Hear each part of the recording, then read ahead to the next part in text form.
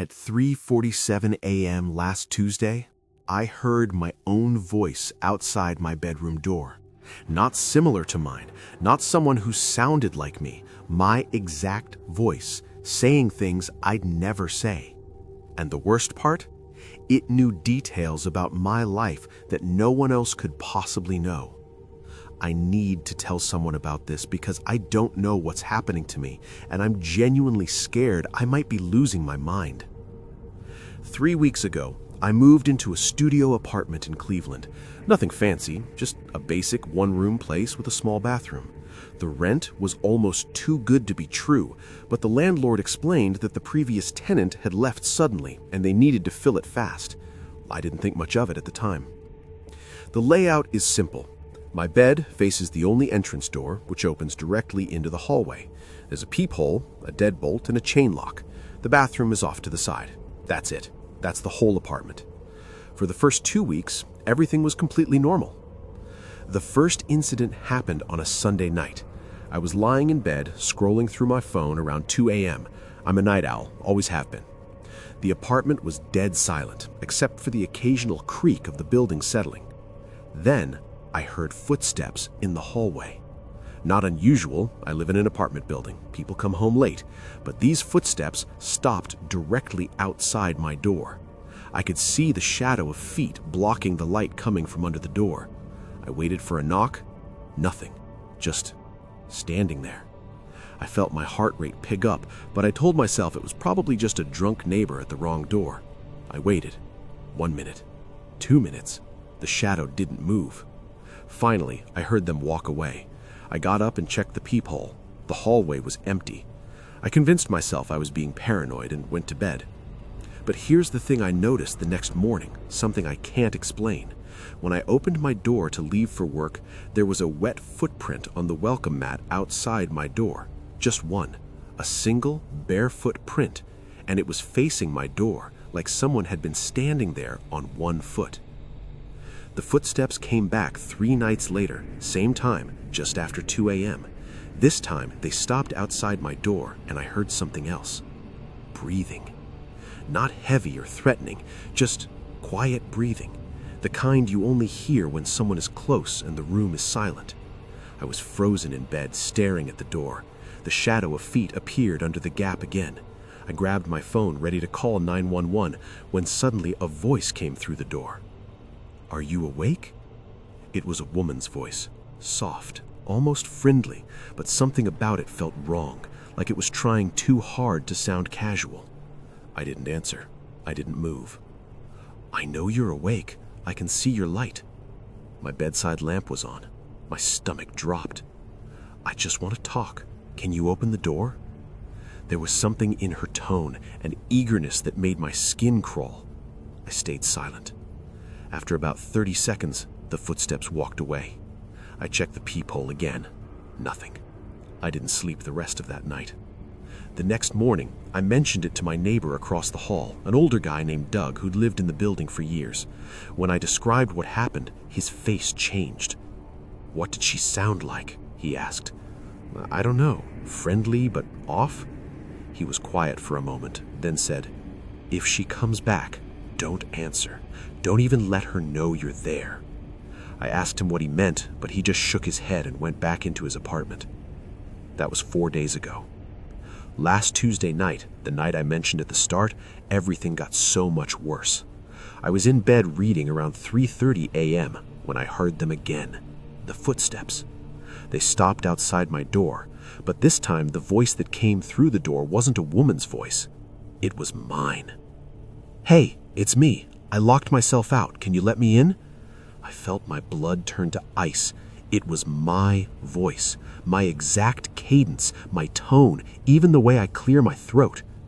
"Come on, I know you're awake. I can hear you moving around." I wasn't moving. I was completely still, barely breathing. Then it said something that made me want to throw up. "Remember that thing you did in 7th grade? The thing with Sarah's project?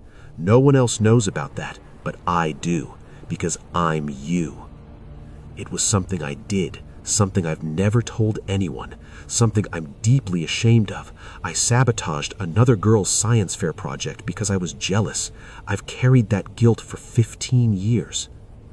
Just open the door. We need to talk about what you've been thinking lately, those thoughts about your mom, about whether you're a good person. Those were thoughts I'd had, lying in bed, in this apartment, alone. My hands were shaking so badly I could barely hold my phone. I didn't call 911. What would I even say? That I was being harassed by myself? Then my voice outside the door changed. It got lower, flatter. I know you're scared. That's okay, but you're going to open this door eventually. Tonight, tomorrow, next week. You're going to forget to be careful. You're going to get comfortable again. And when you do, I'll be right here, waiting. Because I know everything about you. I know exactly what you'll do. I heard a sound, a soft scratch against the wood, like fingernails dragging down the wood. Sweet dreams. The footsteps walked away. I didn't move from my bed until the sun came up. The next day, I went straight to Doug's apartment. I told him everything. He looked tired, like he'd been expecting this. The woman who lived there before you, he said quietly, she reported the same thing. Started with footsteps, then a voice, then her own voice. What happened to her? She opened the door. My blood went cold. What do you mean she opened it? One night she got confused, half asleep. She heard herself outside asking to be let in, saying she'd lost her keys. She opened the door without thinking. When I found her the next morning, she was sitting in the hallway staring at her apartment door. She wouldn't speak, wouldn't move. Paramedics had to carry her out. Where is she now? Psychiatric facility. She hasn't spoken since, just sits there, staring at nothing. I felt sick. What is it? Doug shook his head. I don't know, but it's been in this building longer than I have. Every few years it picks someone, usually someone who lives alone, someone who keeps to themselves. Why me? I don't know, but whatever you do, don't open that door. Don't respond to it. Don't let it know you're listening. That was 3 days ago. It comes back every night now, always around 3 a.m., always my voice. Last night, it said something new. I've been thinking, you don't have to open the door, I can wait, but there's someone you will open the door for, isn't there? What if next time it's your mom's voice, or your best friend? What if there's an emergency? It's right. That's what terrifies me. Because eventually, maybe tonight, maybe next week, I'm going to hear a voice I can't ignore, a voice that will make me override every instinct, and I'll open that door. I'm recording this and posting it because I need people to know what happened if I disappear. If you're reading this and I've gone silent, you'll know why. I'm sitting in my apartment right now. It's 2:47 a.m. 13 minutes until it comes back. I can already hear footsteps in the hallway, and this time they're not alone. There are 2 sets of footsteps. One sounds like bare feet on carpet. The other sounds like my own footsteps, the way I walk, the rhythm, the weight. They just stopped outside my door. I can see 4 shadows under the gap now, and I just heard my mother's voice say, "Honey, are you in there? I'm worried about you." My mother lives 3 states away. I don't know what to do. The doorknob just started turning. I know I locked it. I always lock it, but it's still turning. I can hear my own voice now whispering through the crack. "Let us in. We're you. We've always been you. Don't you want to meet yourself?" The chain lock is the only thing holding the door closed now. If you're watching this and I don't post again, you'll know why.